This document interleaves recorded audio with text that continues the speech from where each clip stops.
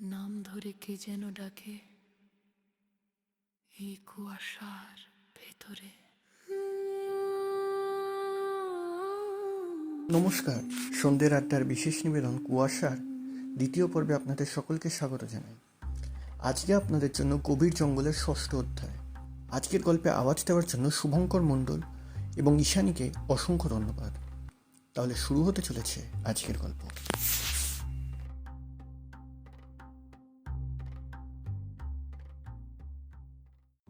বিকেল 5টা, কিন্তু ঘড়ির কাঁটার ওই জ্যামিতিক হিসেব দিয়ে এই অরণ্যকে চেনা যায় না। এখানে জঙ্গল নিজের একটা আলাদা সময় তৈরি করে নেয়, যা সভ্যতার ঘড়ির চেয়ে অনেক বেশি আদিম আর নিষ্ঠুর। মহিরুহদের নিরেট অভেদ্য চাঁদোয়া এখানে সূর্যকে 5টা পর্যন্ত অপেক্ষা করতে দেয় না। দুপুর 3টে বাজতে না বাজতেই আকাশ থেকে সোনালি আলো উবে যায়। তার জায়গায় নেমে আসে এক মরণাপন্ন ধূসর গোধূলি। এমন একটা আলো যাকে দিনও বলা যায় না, আবার রাতও বলা যায় না। যেন একটা অপার্থিব অন্ধকারের ভ্রূণ ধীরে ধীরে বড় হচ্ছে এই বনের জরায়ুতে। কেবিনের চাবিটা পকেট থেকে বের করতে গিয়ে আমার আঙুলগুলো অবাধ্যের মতো কাঁপতে লাগলো। ধাতব চাবির গোছাটা কাঁপছে, নাকি আমার ভেতরের ভাঙচুরটা বাইরে প্রকাশ পেয়ে যাচ্ছে? আজ এই অভিশপ্ত জঙ্গলে আমার ষষ্ঠ দিন। 6টা রাত। প্রতিটা রাত তার আগের রাতের চেয়ে আরও বেশি অন্ধকার, আরও বেশি মনস্তাত্ত্বিক যন্ত্রণার আবর্ত নিয়ে এসেছে। প্রথম রাতের সেই থার্মাল স্ক্যানারের অদ্ভুত রিডিং থেকে শুরু করে পঞ্চম রাতের সেই জানালায় নখের আঁচড়, সব কিছু আমার মস্তিষ্কের সুস্থ কোষগুলোকে একটা একটা করে চিবিয়ে খেয়েছে। কিন্তু আজ শেষ রাত। মনকে বোঝালাম, আর মাত্র কয়েকটা ঘন্টা অয়ন, ব্যাস। কাল সকালে দিন শিফটের কর্মীরা আসবে। আমি চিরতরে এই নরককুণ্ড ছেড়ে চলে যাব। আমার ব্যাগ গোছানো, টেবিলের ওপর রাখা ল্যাপটপের ব্যাগে সমস্ত ডেটা লগার আর থার্মাল ইমেজ সিল করা। জ্যাকেটের পকেটের ভেতরে ভাঁজ করে রাখা আছে আমার পদত্যাগপত্র। আগামীকাল সকালে রেঞ্জ অফিসারকে এটা দিয়ে আমি প্রথম যে বাসটা পাবো সেটাতেই উঠে বসবো। কলকাতার কোনো এক ঘিঞ্জি কোলাহল মুখর গলির সস্তা ল্যাবে ফিরে যাব। সেখানে অন্তত এই আদিম অপার্থিব স্তব্ধতা থাকবে না। শুধু আর একটা রাত, মাত্র একটা। তালাটায় চাবি ছোঁয়াতে যাব, ঠিক তখনই শব্দটা হলো। একটা হাসি, কোনো বুনো পশুর ডাক নয়, কোনো বাতাসের বাঁশি নয়, একটা ছোট্ট মেয়ের খিলখিল হাসি। এত স্পষ্ট আর এত উচ্চ নাদ যে আমার মনে হলো কেউ ঠিক আমার ডান কাঁধের উপর মুখ নামিয়ে ফিসফিসিয়ে হেসে উঠল। কানের লতিতে একটা বরফ ঠান্ডা বাতাসের ঝাপটা লাগলো। ঝটকায় ঘুরে তাকালাম। শূন্যতা, ধূসর কুয়াশা ছাড়া আর কিচ্ছু নেই। কিন্তু আমার অবচেতন মন ইতিমধ্যেই অবাধ্য চোখের মনিকে টেনে নিয়ে গেছে সেই স্টেশন 7-এর দিকে। সেই প্রাচীন 350 বছরের বুড়ো বটগাছ, বিগত 6 দিন ধরে যাকে আমি এড়িয়ে চলছি, যার দিকে তাকালে মনে হয় চারপাশের সমস্ত আলো আর শক্তি শুষে নিচ্ছে তার ওই অন্ধকার শিকড়গুলো। সেই বটগাছের জট পাকানো ঝুলন্ত ঝুড়ির আড়ালে একটা সাদা কাপড়ের প্রান্ত ভাগ উড়ল। একটা ছোট সাদা ফ্রক। অতি মানবিক ক্ষিপ্রতায় একটা ছোট মেয়ের ছায়া যেন গাছের কাণ্ডের ওপাশে সরে গেল।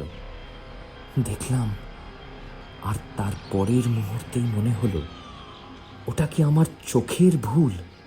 আমার নিজের মস্তিষ্কই কি অবদমিত অপরাধ বোধ আর নিঃসঙ্গতার পারদ জড়িয়ে এই হ্যালুসিনেশন তৈরি করছে।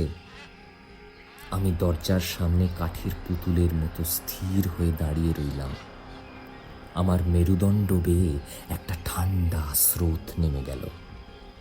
আমি দুটো সম্পূর্ণ বিপরীতমুখী জিনিস একসাথে অনুভব করলাম। প্রথমত, এই অবয়বটা ঠিক সেই মেয়েটার মতো যাকে আমি তৃতীয় রাতে কেবিনের জানলার বাইরে দাঁড়িয়ে থাকতে দেখেছিলাম।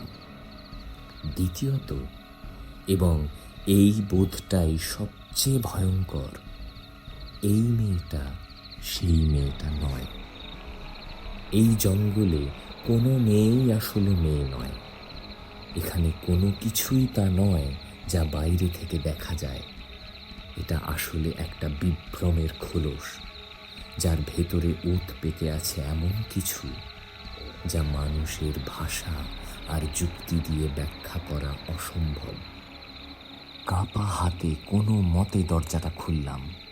ভেতরে ঢুকেই সজোরে পাল্লাটা বন্ধ করে দিয়ে খিল তুলে দিলাম। চারদিকের কাঠের দেওয়ালগুলো যেন আমাকে একটা কৃত্রিম নিরাপত্তার চাদরে ঢেকে দিল। পকেট থেকে একটা ধূপকাঠি বের করলাম। পাম্প হাউস থেকে কুড়িয়ে আনা পুরনো স্টক। এই মুহূর্তে তীব্র চন্দন বা কর্পূরের গন্ধটা আমার শেষ মানসিক ঢাল। দেশলাইটা জেলে কাঠিটা ধরালাম। ধীরে ধীরে ধোঁয়া ছড়িয়ে পড়ল ঘরের স্যাঁতস্যাঁতে বাতাসে। গন্ধটা চন্দনের মতো, কিন্তু পুরোপুরি চন্দন নয়। এর মধ্যে একটা তীব্র কটু প্রায় রাসায়নিক একটা গন্ধ মেশানো আছে, যা চেনা যায় না। কিন্তু অদ্ভুত ব্যাপার, এই গন্ধটা ফুসফুসে ঢুকতেই আমার মাথার ভেতরের তীব্র উন্মাদনাটা একটু থিতিয়ে এলো।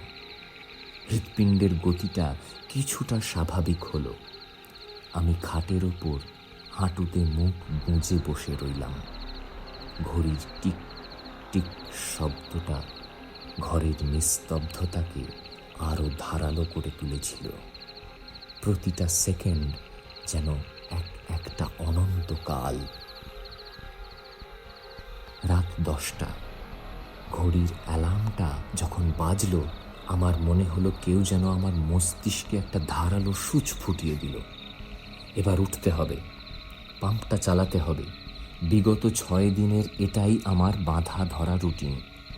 ডিস্ট্রিক্ট ফরেস্ট অফিসের কড়া নির্দেশ, রাত 10টা থেকে 12টার মধ্যে পাম্প হাউসের মোটরটা চালিয়ে ওয়াটার ট্যাঙ্কের লেভেল ঠিক রাখতে হবে।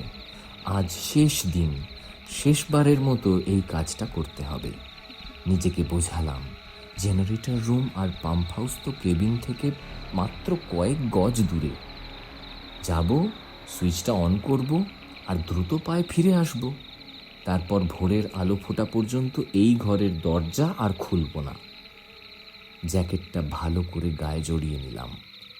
এক হাতে শক্তিশালী লিথিয়াম টর্চ আর অন্য হাতে একটা ধাতব হোল্ডারে জ্বলন্ত একটা ধূপকোণ। এই ধূপের ধোঁয়াটা যেন আমার চারপাশের একটা অদৃশ্য বৃত্ত, একটা লক্ষণ রেখা। পকেটে আরও 3টে ধূপকাঠি গুঁজে নিলাম। ব্যাগে রইল বাকিগুলো। আজ রাতের পর আমার আর এগুলোর প্রয়োজন হবে না। দরজার ভারী কাঠের পাল্লাটা খুলতেই বাইরের অন্ধকারটা একটা হিংস্র জন্তুর মতো আমার মুখের ওপর এসে পড়ল। জঙ্গল, এক আদিম শত্রুভাবাপন্ন অরণ্য। প্রথম দিন আমি ভেবেছিলাম জঙ্গল বোধহয় শান্ত হয়। ওটা আমার চরম মূর্খতা ছিল। জঙ্গল কখনো চুপ থাকে না। কিন্তু আজ রাতের শব্দগুলো সম্পূর্ণ আলাদা। ঝিঝি পোকার ডাকগুলো কেমন যেন চড়া সুরে বাঁধা।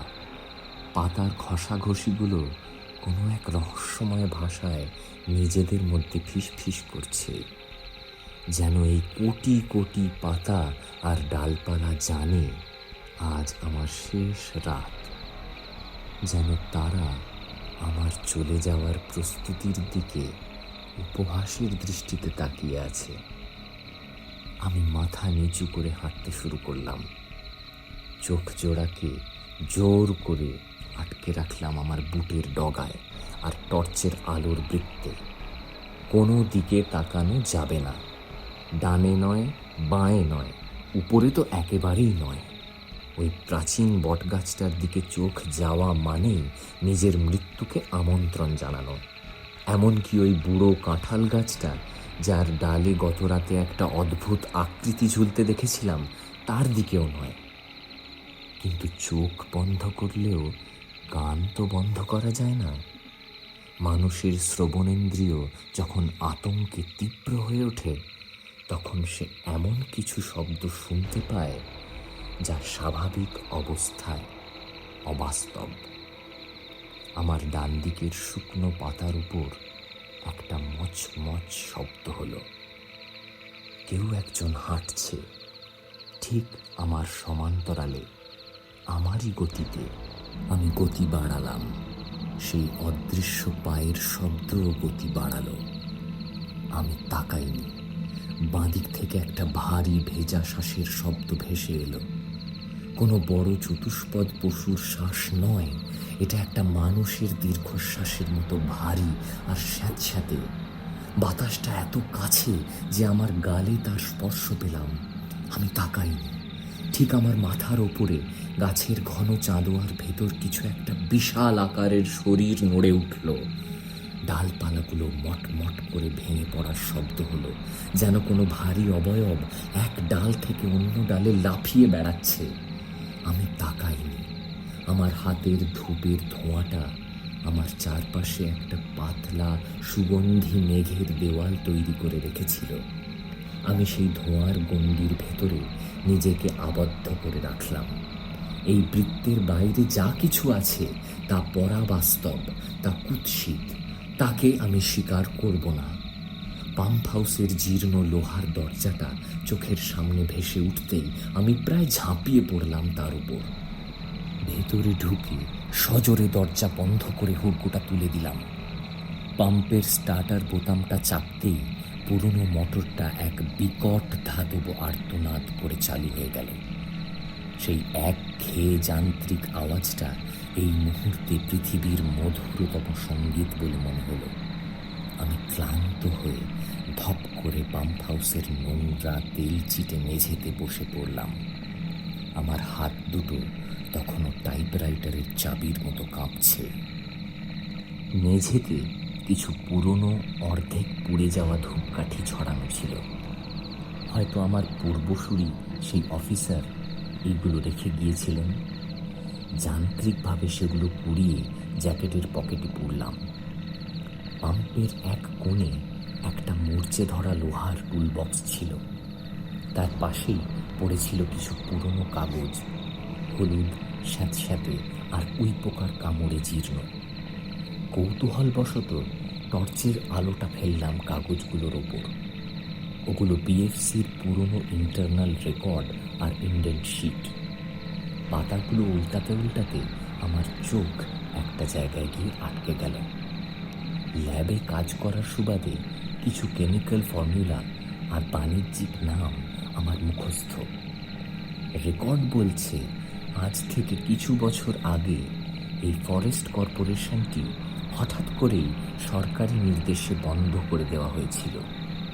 ঠিক সেই সময় স্থানীয় বাহুবলী এমএলএর লোকজন এই বনের জমি দখল করার জন্য বিএফসির তৎকালীন ডিরেক্টর পরমব্রতবাবুকে তীব্র মানসিক আর শারীরিক চাপ দিচ্ছিল। এবং তার ঠিক পরেই একটা বিশেষ ইন্ডেন্ট অর্ডারে চোখ আটকে গেল আমার। বিশাল পরিমাণ একটা বিশেষ ইন্ডাস্ট্রিয়াল কেমিক্যাল কেনার অর্ডার দেওয়া হয়েছিল। অর্ডারটা দিয়েছিলেন স্বয়ং পরমব্রতবাবু। রাসায়নিকটার নাম দেখে আমার কপালে ঠান্ডা ঘাম জমে গেল। হাইড্রোজেন পারঅক্সাইড আর সালফিউরিক অ্যাসিডের এক বিশেষ মিশ্রণ। সাধারণ ভাষায় যা ল্যাবরেটরিতে কোনো জৈব পদার্থ মাংসপেশি বা হাড়কে সম্পূর্ণ তরল করে পরিবেশের সাথে মিশিয়ে দেওয়ার জন্য ব্যবহৃত হয়। সহজ কথায় মৃতদেহ সম্পূর্ণ গলিয়ে চিহ্ন মুছে ফেলার রাসায়নিক, এবং এর পরিমাণ ছিল কয়েকশো লিটার। আমি আস্তে করে কাগজটা মেঝেতে নামিয়ে রাখলাম। মাথার ভেতর চট পাকানো স্মৃতিগুলো হঠাৎ করেই একটা ভয়ঙ্কর নকশা তৈরি করতে শুরু করলো। পরমব্রত বাবুর সেই ছবিটা, এক গাল অমায়িক হাসি, পাশে দাঁড়িয়ে তার 7-8 বছরের ছোট্ট মেয়ে। আয়ুর্বেদ আর গাছের প্রতি অকৃত্রিম ভালোবাসা থেকে তিনি এই কোম্পানি গড়ে তুলেছিলেন। কিন্তু সেই এমএলএর কি হয়েছিল? এতদিন সবাই ভেবেছিল ওটা কোনো রাজনৈতিক হত্যাকাণ্ড, কিন্তু এই কাগজ অন্য কথা বলছে। পরমব্রতবাবু নিজের জঙ্গলকে, নিজের পরিবারকে বাঁচানোর জন্য ওই এমএলএ আর তার গুন্ডাদের শেষ করে দিয়েছিলেন। কিন্তু লাশগুলো গেল কোথায়? ঠিক তখনই পাম্প হাউসের বাইরে থেকে একটা তীব্র আর্তনাদ ভেসে এলো, একটা বাচ্চার চিৎকার। আমি সমস্ত যুক্তি, সমস্ত বৈজ্ঞানিক আত্মনিয়ন্ত্রণ হারিয়ে দরজার দিকে ছুটে গেলাম। লোহার দরজার মরচে ধরা ফুটো দিয়ে বাইরে তাকালাম। টর্চের আলো ফেলার প্রয়োজন ছিল না, কারণ স্টেশন 7-এর চারপাশে এখন এক অলৌকিক ফ্যাকাশে ফসফরাসের মতো আলো জ্বলছে। গাছের ঠিক নিচে দাঁড়িয়ে আছে সেই মেয়েটা, পরমব্রত বাবুর সেই ছোট মেয়ে যার ছবি আমি দেখেছিলাম। তার সেই সাদা ফ্রকটা এখন কাদায় আর রক্তে মাখামাখি। সে ফুঁপিয়ে ফুঁপিয়ে কাঁদছে, তার ছোট দুটো হাত দিয়ে নিজের মুখটা ঢেকে রেখেছে। আমার ভিতরের যুক্তিবাদী সত্তাটা চিৎকার করে বলছিল, অয়ন বাইরে যাবি না, এটা ফাঁদ। ওটা ওই গাছের তৈরি করা একটা মনস্তাত্ত্বিক মায়া। কিন্তু একজন মানুষের অবচেতন মন কখনো একটা বাচ্চার কান্না সহ্য করতে পারে না, বিশেষ করে যখন আপনি জানেন এই কান্নার পিছনে 1 দশক পুরনো কোনো এক নৃশংসতার ইতিহাস লুকিয়ে আছে। আমি দরজাটা খুলে ফেললাম। হাতের ধূপকাঠিটা মশাল কায়দায় ধরে আমি বাইরে বেরিয়ে এলাম। কি হয়েছে তোমার? এখানে কি করছো? আমার গলা কাঁপছিল। মেয়েটা আস্তে আস্তে তার মুখ থেকে হাত দুটো সরালো। সে ভাঙা গলায় বলল, ওরা আমাকে মেরে ফেলবে, ওরা আমাকে ছেড়ে দেবে না। কারা ধরে নেবে? আমি 1 পা এগিয়ে গেলাম। সে তার ছোট্ট একটা আঙুল তুলে ওপরের দিকে দেখালো। আমি ওপরের দিকে তাকালাম, আর সেই মুহূর্তেই আমার চারপাশের পৃথিবীটা ওলট পালট হয়ে গেল। আমি এতদিন ভেবেছিলাম ওগুলো জোনাকি। প্রথম রাতে, দ্বিতীয় রাতে, প্রতিটা রাতে ওই বটগাছের ডালে ডালে যে বিন্দু বিন্দু আলো জ্বলতে আর নিভতে দেখেছিলাম, আমি ভেবেছিলাম ওগুলো অক্টোবরের ভুল সময়ের জোনাকি। ওগুলো জোনাকি ছিল না, ওগুলো ছিল চোখ। শত শত হাজার হাজার চোখ, পুরো বটগাছটা জুড়ে, প্রতিটা ডালে, প্রতিটা ঝুলন্ত ঝুড়ির খাঁজে খাঁজে বসে আছে কিছু অবয়ব।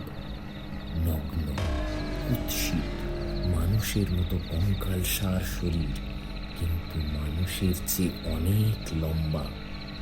তাদের চামড়া ধূসর আর খসখসে, হাড়ের খাঁচাটুকু স্পষ্ট দেখা যাচ্ছে, আর প্রতিটা মুখের ঠোঁট কানের লতি পর্যন্ত বিস্তৃত হয়ে এক পৈশাচিক বিদ্রুপাত্মক হাসিতে ফেটে পড়ছে।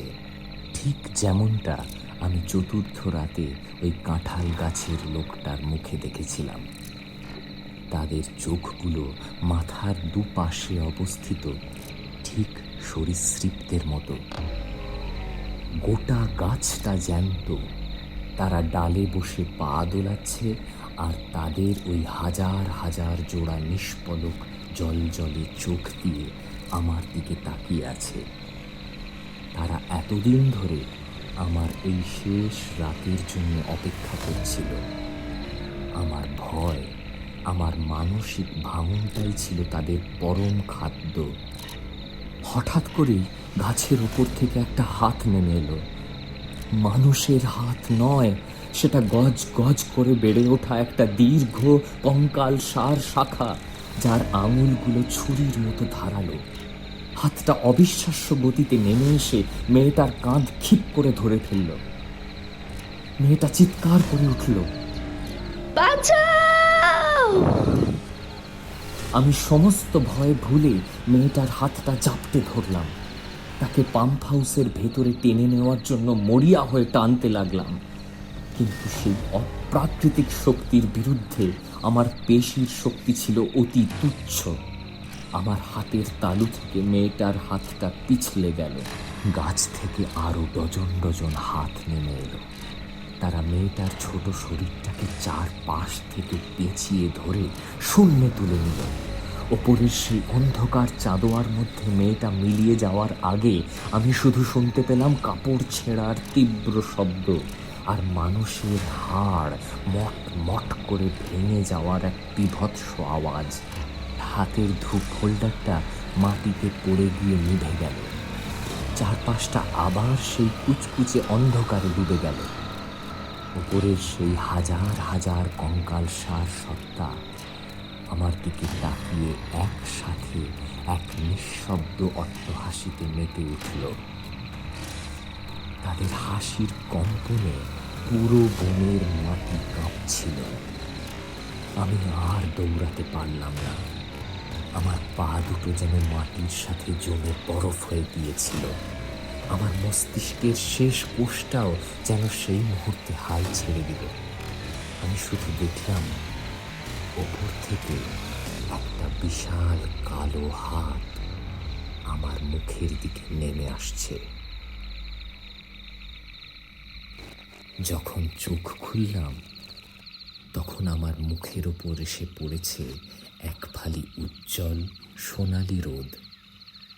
পাখির ডাক, তীব্র স্বাভাবিক জীবনদায়ী পাখির ডাক। চারিদিকের অরণ্যকে এখন আর কোনো আদিম দানব বলে মনে হচ্ছে না, স্রেফ একটা সাধারণ সুন্দর বন। আমি আবিষ্কার করলাম আমি কেবিনের কাঠের খাটের ওপর শুয়ে আছি।